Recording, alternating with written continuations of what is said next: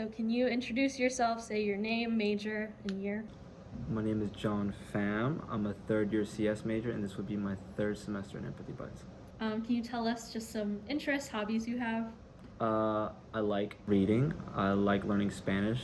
I do Latin dance. I'm also in the boxing club here. I also do music, so piano and guitar. Why did you join Empathy Bites?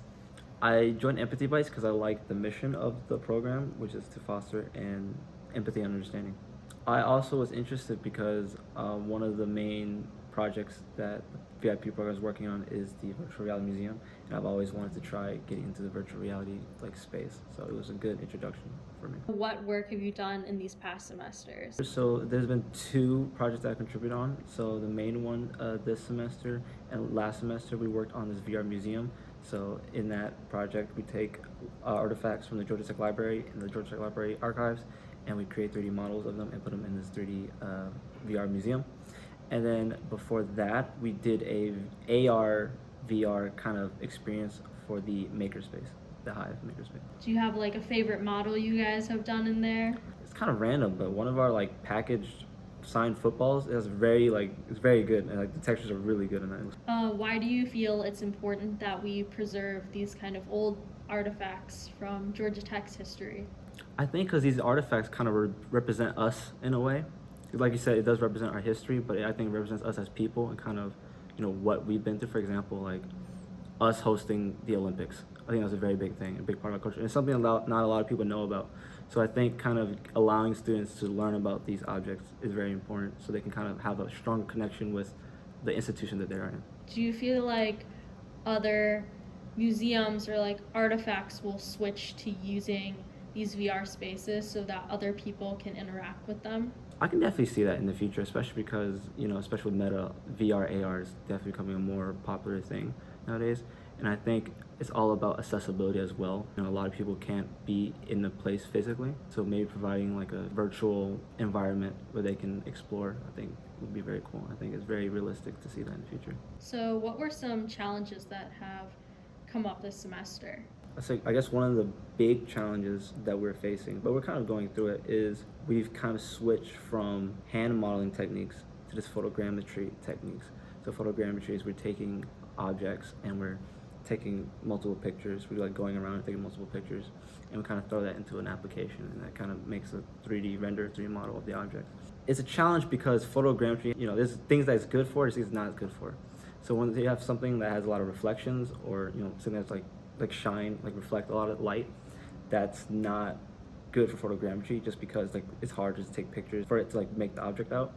So then there's the challenge of, okay, so now we're becoming limited in the objects we can do. So the alternative would be doing hand modeling techniques, but hand modeling is really difficult to do and it's very time consuming. And that's kind of a challenge we're kind of facing right now, is like, how can we create models of these reflective objects that we think like meets our standards?